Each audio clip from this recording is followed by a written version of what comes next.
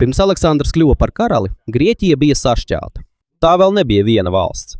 To veidoja daudzas pilsētvalstis, piemēram, Atēnas, Sparta un Tēbas, un katrai no tām bija sava valdība, armija un mērķi.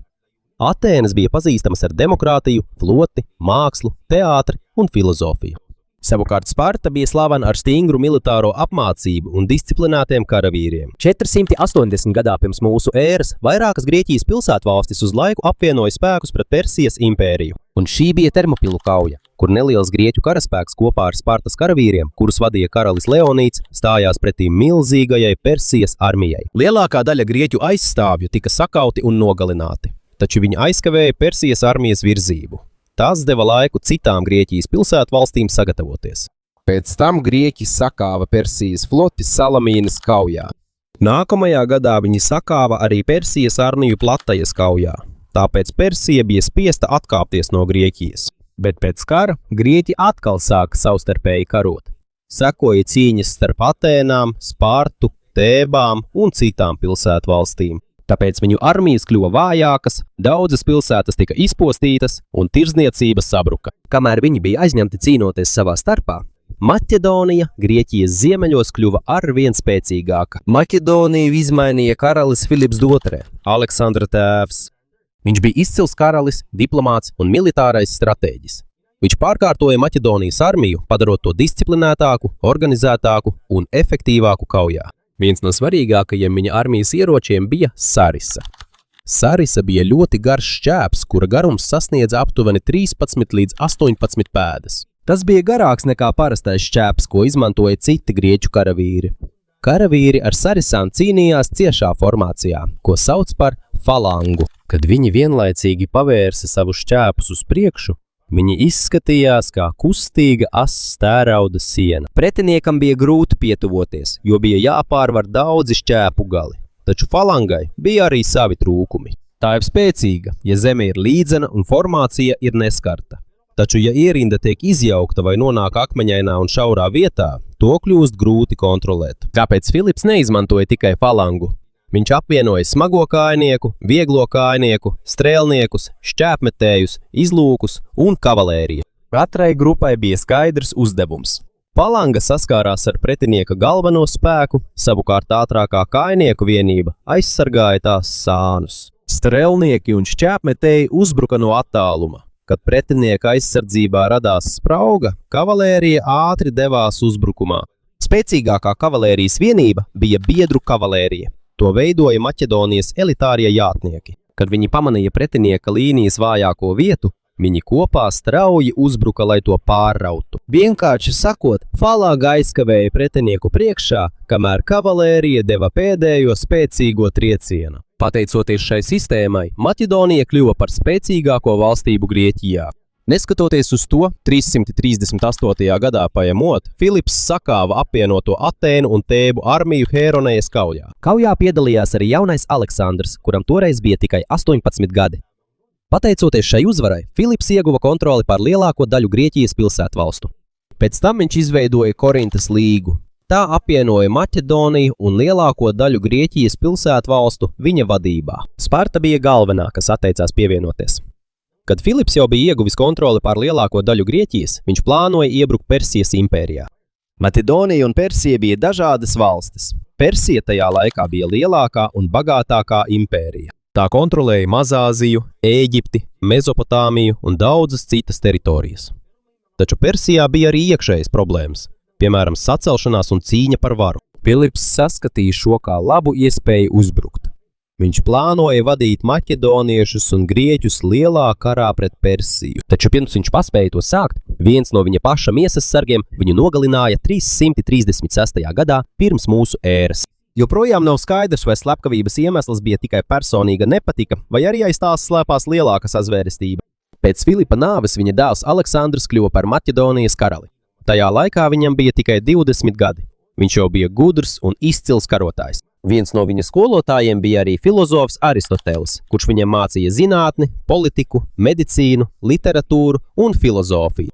Taču daudzi cilvēki viņā šaubījās, jo viņš bija ļoti jauns.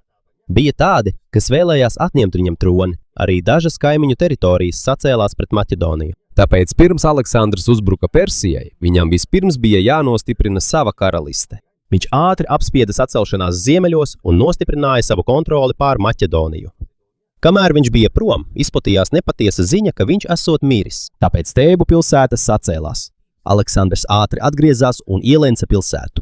Kad Tēbas atteicās padoties, viņa armija uzbruka pilsētai. Daudzi tika nogalināti, tūkstoši padarīti par vergiem, un pilsēta gandrīz pilnībā tika iznīcināta. Aleksandra rīcība bija nežēlīga, taču viņa vēstījums bija skaidrs. Viņš nepieļaus, ka citas Grieķu pilsētvalstis saceltos viņa prombūtnes laikā. Tāpēc pārējās pilsētas nobijās un atkal atzina Aleksandru par Korintas līgas vadītāju. Tagad viņa tronis bija drošībā. Ir pienācis laiks turpināt plānu, ko viņa tēvs nepabeidza. Uzbrukums Persijas impērijai. 334 gada pavasarī Aleksandrs šķērsoja Helespontu uz Mazāziju, ko tolaik kontrolēja Persija. Viņam līdzi bija aptuveni 40,000 līdz 50,000 karavīru. Šeit bija iekļauta Maķedonijas falanga, hipaspisti, grieķu hoplīti, algotņi, strēlnieki, šķēpmetēji, izlūki, vieglā kājniecība un kavalērija. Hipaspisti bija elitārie kājnieki, kas bija ātrāki nekā falanga. Viņi palīdzēja aizsargāt spraugu starp kājniekiem un kavalēriju. Tāpat bija iekļauta Tesālijas kavalērija un elitārā pavadoņu kavalērija. Aleksandrs personīgi vadīja karalisko kavalērijas eskadronu. Viņš nepalika tikai aizmugurē, viņš bieži pats vadīja visbīstamākos uzbrukumus. Viņam līdzās bija arī Parmenions, pieredzējis ģenerālis un viens no viņa tēva uzticamākajiem komandieriem. Aleksandra armija bija mazāka nekā visa Persijas savācamā armija. Taču tā bija labāk organizēta, ātrāka un pieradusi cīnīties kā vienots veselums. Palanka stājās pretī pretinieka galvenajai līnijai. Vieglie karavīri izjauca viņa formāciju. Kavalērija meklēja iespējas pārraut aizsardzību. Mazāzijā sāksies pirmais lielais pārbaudījums jaunajam karalim Aleksandram. Drīz persieši bloķēja Aleksandra ieiešanu Mazāzijā. Persijas impērija bija sadalīta lielās provincēs, ko sauca par satrapijām. Katrai no tām vadīja gubernators, ko sauca par satrapu. Kad Mazāzijas satrapi uzzināja par Aleksandra ierašanos, viņi sapulcējās, lai apspriestu, kā viņu apturēt. Kopā ar viņiem bija Memnons no Rodas, izcils grieķu ģenerālis, kurš strādāja Persijai. Viņš ieteica viņiem nekavējoties neiesaistīties kaujā. Viņa ieteikums bija iznīcināt ražu un pārtiku, ko Maķedonijas armija varētu iegūt, un tad atkāpties dziļāk teritorijā. Ja nebūs pārtikas un apgādes, Aleksandram nāksies apstāties vai doties mājās. Taču Persijas gubernatori nevēlējās paši iznīcināt savas pilsētas un saimniecības. Iespējams, viņi arī šaubījās par Memnona patiesajiem nodomiem. Tāpēc viņi izvēlējās nekavējoties stāties pretī Aleksandram pie Granikas upes. Precīzi informācija par to, kas notika viņa sanāksmē, nāk no seniem ziņojumiem, un mūsdienās to vairs nevar pārbaudīt. Tomēr persiešu kavalērija ieņēma pozīcijas upes pretējā krastā. Aiz viņiem atradās tūkstošiem grieķu algotņu, kurus Persija bija nolīgusi, lai tie cīnītos. Šie karavīri arī bija grieķi, taču viņi bija Persijas impērijas pusē naudas un darba dēļ. Aleksandram bija sarežģīta situācija. Viņa karavīriem vispirms bija jāpārvar upe, kamēr viņus apmētāja ar šķēpiem. Daži komandieri ierosināja pagaidīt un uzbrukt nākamajā dienā. Taču Aleksandrs nevēlējās dot persiešiem iespēju atkāpties vai vēl vairāk sagatavoties, tāpēc viņš pavēlēja nekavējoties uzbrukt. Daļa kavalērijas un vieglās kājnieku vienības pirmie šķērsoja upi, lai izjauktu pretinieka līniju. Pēc tam pats Aleksandrs vadīja lielāku uzbrukumu pa labo flangu. Kamēr viņa karavīri atradās ūdenī, viņus sagaidīja šāviņi un persiešu kavalērija. Kad viņi sasniedza krastu, zirgi un karavīri saplūda haotiskā cīņā. Aleksandra rīcība bija bīstama, taču viņam bija skaidrs mērķis. Kamēr visspēcīgākie persiešu jātnieki koncentrējās uz viņu, pārējā viņa armijas daļa varēja šķērsot upi. Aleksandrs atradās pašā kaujas vidū. Saskaņā ar seniem rakstniekiem, persiešu dišciltīgais trāpīja viņa ķiverei. Vēl viens persietis grasījās viņam uzbrukt no aizmuguras, taču viņu izglāba viņa biedrs Kletus de Blanks. Nav droši zināms, vai katra detaļa bija tieši tāda, jo šo stāstu uzrakstīja vēsturnieki senatnē. Taču ir skaidrs, ka Aleksandrs gandrīz tika nogalināts savā iebrukuma pirmajā lielajā kaujā. Kad Maķedonijas kājnieki beidzot tika pāri, kaujas gaita mainījās. Persiešu kavalērija nonāca pretī garai šķēpu rindai. Viņa formācija pamazām sabruka, līdz daudzi atkāpās. Grieķu algotņi palika aizmugurē.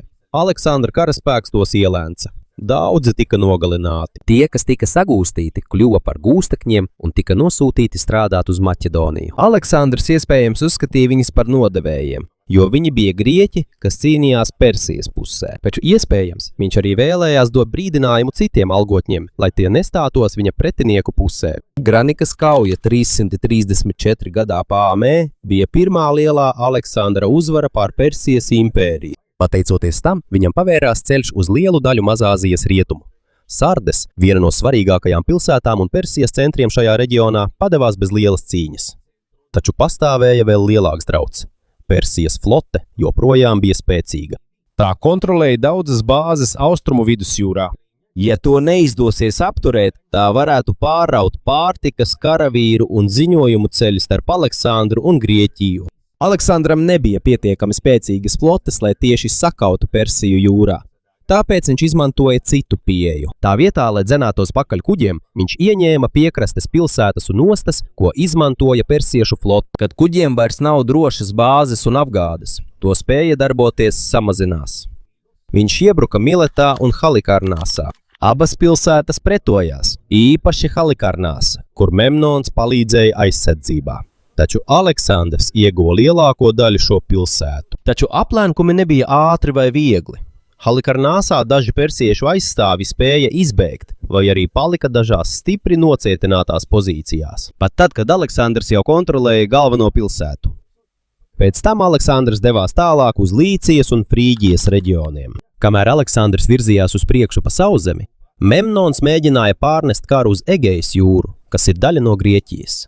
Izmantojot persiešu floti, viņš uzbruka vairākām salām un draudēja pārcelt kauju atpakaļ uz Grieķiju. Aleksandram varētu nākties atkāpties, ja viņa aizmugurē izceltos liela sacelšanās. Taču pēkšņi Memnons saslima un nomira. Persiešu jūras kampaņa uz īsu brīdi turpinājās cita komandiera vadībā, taču viņi zaudēja vienu no saviem izcilākajiem stratēģiem. Pagājuši aptuveni 18 mēneši, kopš Aleksandrs pārcēlās uz Āziju. Viņš jau bija ieņēmis daudzas pilsētas un svarīgus ceļus, taču līdz tam viņš bija cīnījies tikai ar vietējiem gubernatoriem un Persijas reģionālajām armijām. Un tagad pats Persijas karalis Dārijas III iesaistījās personīgi. Dārijs sapulcināja milzīgu armiju un devās gājienā, lai stātos pretī Aleksandram. Precīzs skaits nav zināms, jo senie rakstnieki bieži pārspīlēja armiju lielumu, taču ir skaidrs, ka Dārija spēki bija daudzskaitlīgāki. Negaidītā pavērsienā persiešu armija nonāca Maķedonijas armijas aizmugurē, netālu no Issas. Aleksandra ceļš atpakaļ uz ziemeļiem tika pārrauts. Viņam vairs nebija viegli iespēja izvairīties no kaujas. Taču arī Dārijs kļūdījās izvēloties kaujas vietu. Issas līdzenums bija šaurs. Vienā pusē bija jūra, otrā kalni. Ierobežotās vietas dēļ persieši nevarēja izvērst visu savu armiju, lai gan viņu bija vairāk. Taču Dārijs nevarēja vienlaicīgi izmantot visus savus karavīrus un kavalēriju. Persiešu armija ieņēma pozīcijas aiz nelielas upes. Dārijs novietoja savu spēcīgo kavalēriju pie jūras, kur zeme bija piemērotāka zirgiem. Viņš novietoja savus labākos kājniekus vidū, tostarp grieķu algotņus. Pats Dārijs atradās arī vidū, ieskauts ar saviem karaliskajiem sargiem. Aleksandra pusē Parmēnions atkal vadīja kreiso spārnu pie jūras. Šī bija daļa, kas saskarsies ar spēcīgo persiešu kavalēriju. Maķedoniešu falanga atradās vidū. Aleksandrs pats ieņēma pozīciju labajā pusē, netālu no kalna pakājas, kopā ar savu elitāro kājnieku vienību, strelniekiem, šķēpmetējiem un hetajeru kavalēriju. Kad viņš redzēja, ka Parmēniona kreisais spārns ir apdraudēts, viņš sāka rīkoties. Viņš nosūtīja papildu kavalēriju, lai pastiprinātu šo spārnu. Šī nebija vienkārši cīņa starp lielāku un mazāku spēku. Dārija mērķis bija izmantot savu lielo armiju, lai sagrautu un ielēgtu Aleksandru. Aleksandra plāns bija aizkavēt persiešu kavalēriju kreisajā spārnā, kamēr viņš meklēja iespēju labajā pusē, lai izlaustos cauri uz Dārija armijas centru. Šaurajā Issas līdzenumā Aleksandram vairs nebija jāsastopas tikai ar gubernatoriem. Pirmo reizi pretējā pusē pats atradās lielākās impērijas karalis viņu pasaulē. Aleksandrs pacēla savu ieroci, sasauca savus karavīrus un atkal vadīja uzbrukumu. Issas kaujā Aleksandrs ātri atspieda atpakaļ Persijas armijas labo spārnu. Taču kaujas lauka vidū viņa paša armija bija briesmās. Kamēr daļa mēģināja sekot Aleksandra straujajam uzbrukumam, Dažas Maķedonijas falangas daļas sāka izklīst. Dārija grieķu algotņi pamanīja šīs spraugas un nekavējoties uzbruka. Maķedonieši kaujas vidū pamazām atkāpās. Aleksandrs pamanīja briesmas. Tā vietā, lai turpinātu vajāt bēgošos, viņš sakārtoja savu kavalēriju un uzbruka algotņu sāniem. Tādēļ algotņiem nācās cīnīties divos virzienos. Falanga varēja atvilkt telpu un atkal virzīties uz priekšu. Pēc tam Aleksandrs devās tieši uz Persijas armijas centru, kur atradās karalis Dārijs III. Kad Dārijs ieraudzīja, ka maķedonieši tuvojas, viņš aizbēga ar savu kaujas ratu. Otrā kaujas lauka pusē cīņa joprojām bija sīva. Parmeniona spēki aizkavēja spēcīgāko persiešu kavalēriju. Ja viņi tiktu cauri, visa Aleksandra armija varētu tikt ielēgta.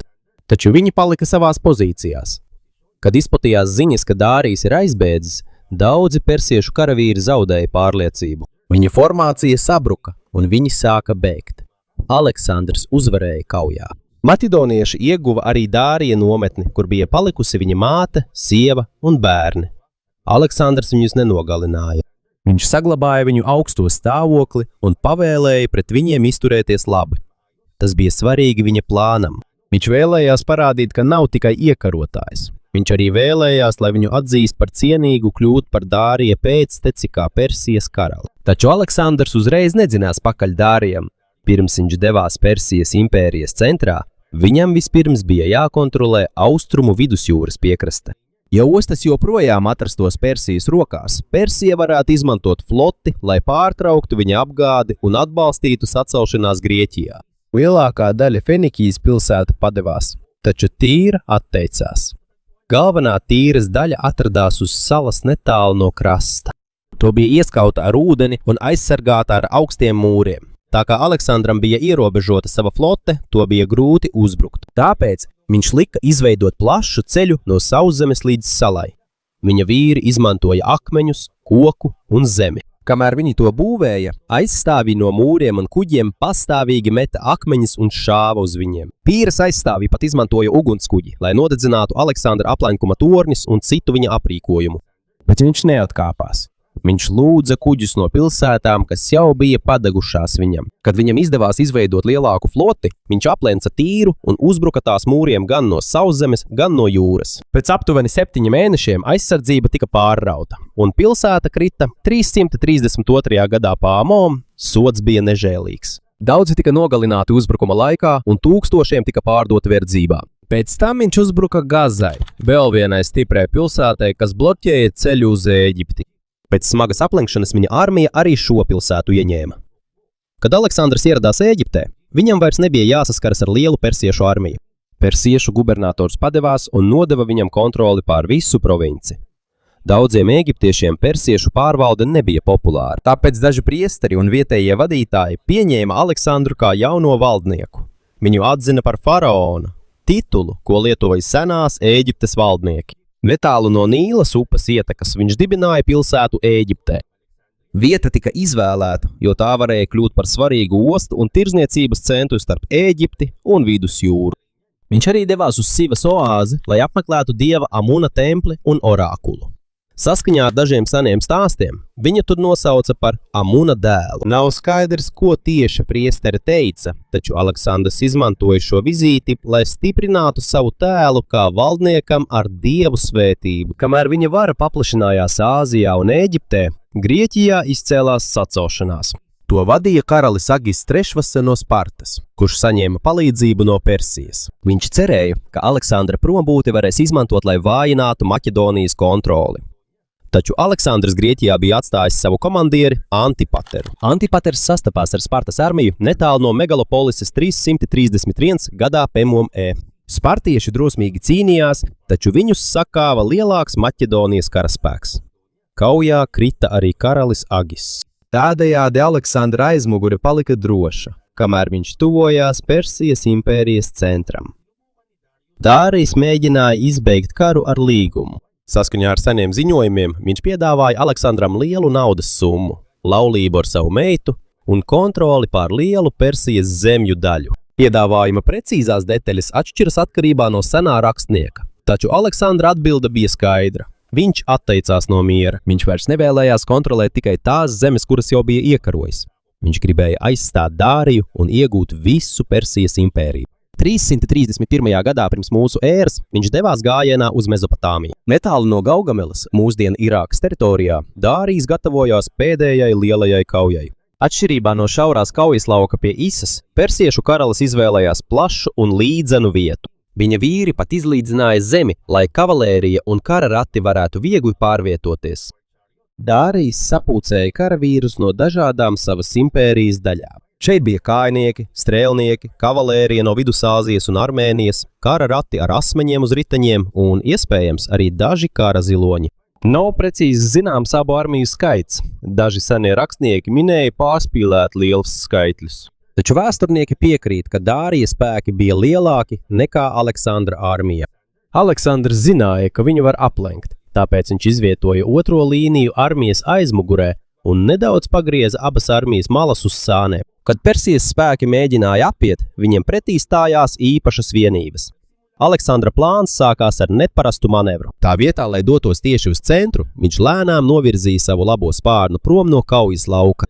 Persiešu kavalērija bija spiesta sekot, jo viņi negribēja ļaut viņam izkļūt no zonas, kas bija sagatavota viņu kaujas ratiem. Kamēr viņi sekoja, samazinājās karavīru skaits, kas sargāja persiešu līnijas centru.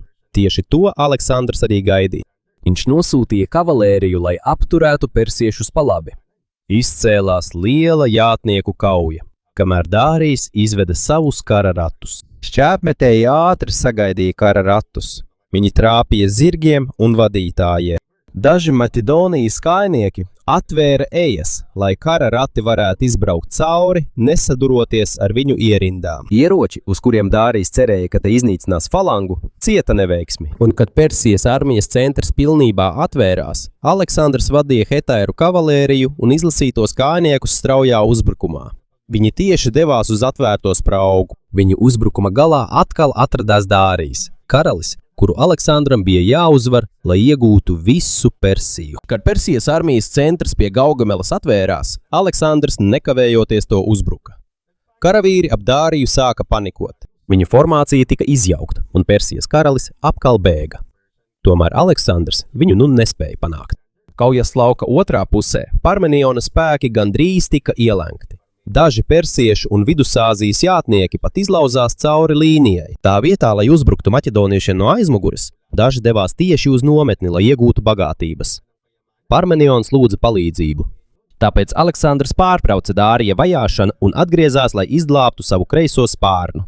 Sekoja sīva kauja. Taču, kad izplatījās ziņas, ka Dārijs jau ir aizbēdzis, atlikušajai persiešu kavalērijai zuda drosme. Viņi pilnībā atkāpās. Uzvara Gaugamelā 331. gadā Piemoskā sagrāva Persijas impērijas galveno militāro spēku. Lai gan precīzi bojāgājušo skaits nav zināms, ir skaidrs, ka Persija cieta daudz lielākus zaudējumus. Tagad ceļš uz bagātākajām pilsētām ir atvērts. Impērijas iekšienē Aleksandrs I iegāja Babilonā, kur vietējās amatpersonas viņu atzina par jauno valdnieku. Tālāk sekoja Sūsa, kur viņš ieguva lielu daļu Persijas karaļa dārgumu. Bet pirms nonākšanas Persepolē viņu apturēja persiešu aizstāvji šaurā pārējā Zagrosas kalnos, ko sauc par persiešu vārtiem.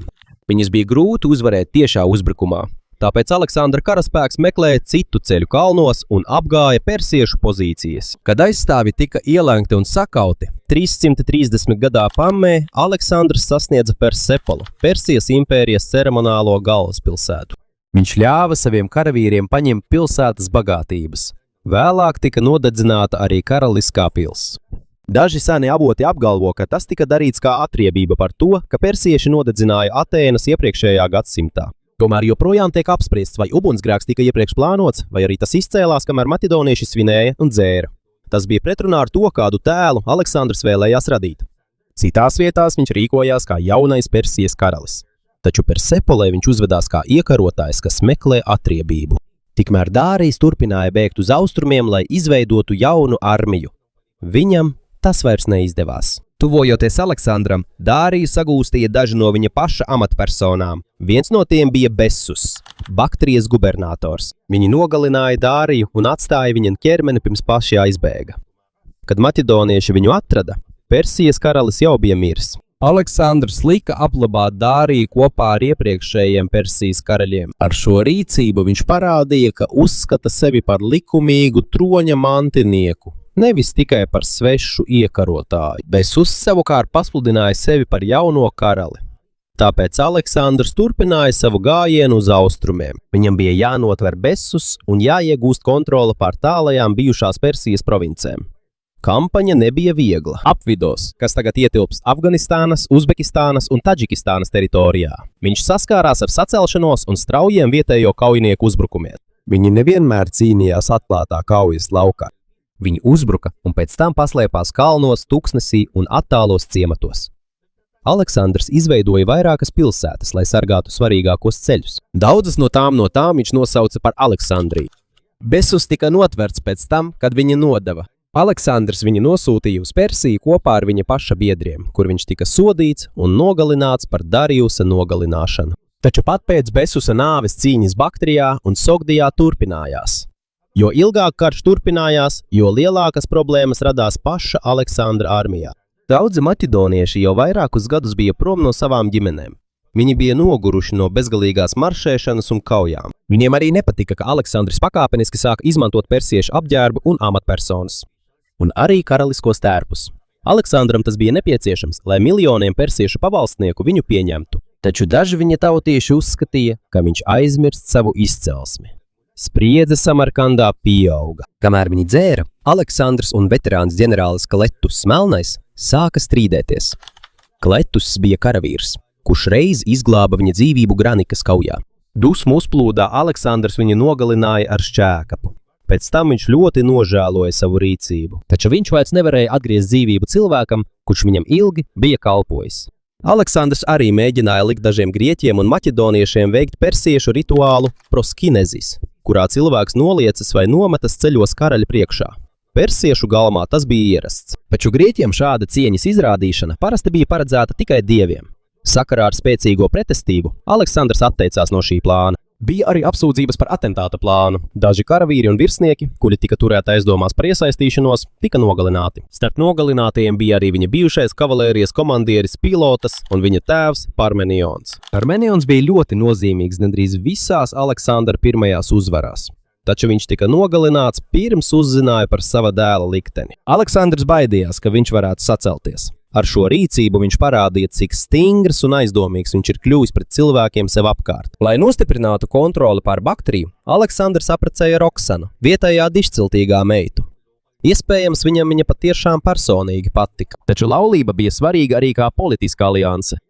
Pēc tam viņš devās tālāk uz Indas ielai, uz teritorijām, kas tagad ir daļa no Pakistānas un Indijas. Daži vietējie valdnieki nostājās viņa pusē, taču karalis Porus atteicās padoties. Viņi sastapās Hidaspes kaujā 326. gadā Paemā. Porusa kara ziloņi bija liela problēma maķedoniešiem. Daudzi zirgi nebija pieraduši tuvoties šiem milzīgajiem dzīvniekiem. Tie spēja izjaukt formāciju un samīt karavīrus. Aleksandrs izmantoja ātras kustības, lai novērstu Porusa uzmanību. Viņš šķērsoja upi citā vietā un uzbruka Porusa armijai no negaidīta virziena. Cīņa bija sīva, un abās pusēs bija daudz kritušo, taču beigās Porus tika sakauts. Aleksandrs apbrīnoja viņa drosmi. Tā vietā, lai viņu atceltu no varas, Aleksandrs atjaunoja Porusu kā vietējo valdnieku savas jaunās impērijas pakļautībā. Aleksandrs vēlējās doties vēl tālāk Indijā, taču pie Haifasis upes, ko tagad sauc par Beis upi, viņa armija atteicās turpināt. Viņi jau gandrīz 8 gadus bija maršējuši un karojuši. Viņi bija mērojuši tūkstošiem jūdžu. Daudz bija ievainoti, noguruši un ilgojās doties mājās. Bija arī ziņas par vēl lielākām karaļvalstīm un vairāk kara ziloņiem Indijā. Austrumos Aleksandrs vairākas dienas mēģināja pārliecināt savus karavīrus mainīt domas, taču viņi nepiekrita. Viņam nebija citas izvēles, kā doties atpakaļ. Viņi sekoja upēm uz jūru. Ceļā viņi vēl cīnījās ar dažām vietējām ciltīm. Uzbrūkot vienai pilsētai, Aleksandrs kopā ar dažiem karavīriem pirmais uzkāpa uz mūra. Viņu krūtī strāpīja bulta, un viņš gandrīz nomira. Tas parādīja viņa drosmi, bet arī pārgalvību. Karaļa nāve varēja sagraut visu armiju un impēriju. Nonākot pie krasta, viņš nosūtīja daļu savu spēku Nirtiusa vadībā atpakaļ uz Persiju ar kuģiem. Savukārt Aleksandrs vadīja pārgājieni cauri Gedrosijas tūkstnesim. Atgriežoties impērijas centrā, Aleksandrs mēģināja apvienot maķedoniešus un persiešus. Susā viņš organizēja masu kāzes starp saviem virsniekiem un persiešu augstdzimušajām sievietēm. Viņš pats apprecējās ar 2 persiešu princesēm. Lai gan viņš jau bija precējies ar Roksanu, viņš arī nomaksāja savu karavīru paradus un apmācīja tūkstošiem jaunu persiešu Maķedonijas militārajā sistēmā. Taču daudzi maķedonieši sadusmojās. Viņiem šķita, ka viņus aizvieto ar persiešiem. Opisā izcēlās dumpis. Aleksandrs sodīja šī dumpja vadītājus, bet vēlāk viņš tomēr izlīga ar saviem karavīriem. Drīz pēc tam no slimības nomira Hefaistions, viņa tuvākais draugs un viens no viņa visusticamākajiem komandieriem. Aleksandrs bija ļoti noskumis. Viņš izsludināja plašas sēras un sarīkoja viņam grandiozas bēres. Atgriežoties Babilonā, viņš atkal sāka plānot jaunu kampaņu. Iespējams, viņa nākamais mērķis bija Arābija, taču pēkšņi viņš saslima. Pēc vairākām dienām ar augstu drudzinu pastāvīgu nespēku, Aleksandrs nomira 323. gadā pirms mūsu ēras. Viņam bija tikai 32 gadi. Joprojām nav skaidrs viņa nāves patiesais iemesls. Daudz vēsturnieki un ārsti ir izvirzījuši dažādas slimības, taču nav pietiekamu pierādījumu, lai apstiprinātu kādu no tām. Nav arī pārliecinošu pierādījumu, ka viņš būtu ticis saindēts. Viņš nomira, nekad nebūdams sakauts nevienā lielā kaujā. Taču Aleksandrs atstāja aiz sevis lielu problēmu. Viņam nebija skaidra pieauguša mantinieka, un viņam nebija arī pilnīga plāna, kurš vadīs viņa milzīgo impēriju. Viņa bērns ar Roksanu vēl nebija piedzimis, kad viņš nomira, tāpēc viņa ģenerāļi sāka cīnīties par varu. Sākās ilgstoši kari, ko sauc par pēcteču kariem. Galu galā impērija tika sadalīta dažādās valstībās. Ptolemāju dinastija kontrolēja Ēģipti. Seleukīdu dinastija ieguva lielu daļu no Āzijas. Citi ģenerāļi pārvaldīja Maķedoniju un citus reģionus. Vēlāk tika nogalināta arī Roksana un Aleksandra mazais dēls, lai viņus nevarētu izmantot pretenzijām uz troni.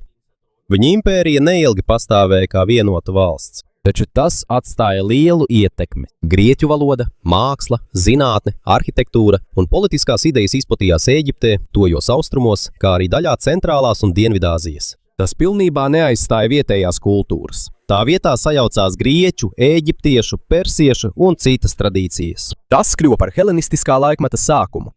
Laiku, kad paplašinājās tirdzniecība, ceļošana, zināšanas un kultūras apmaiņa. Tikai aptuveni 10 gadu laikā Aleksandrs izveidoja impēriju no Grieķijas līdz Indas ielejai.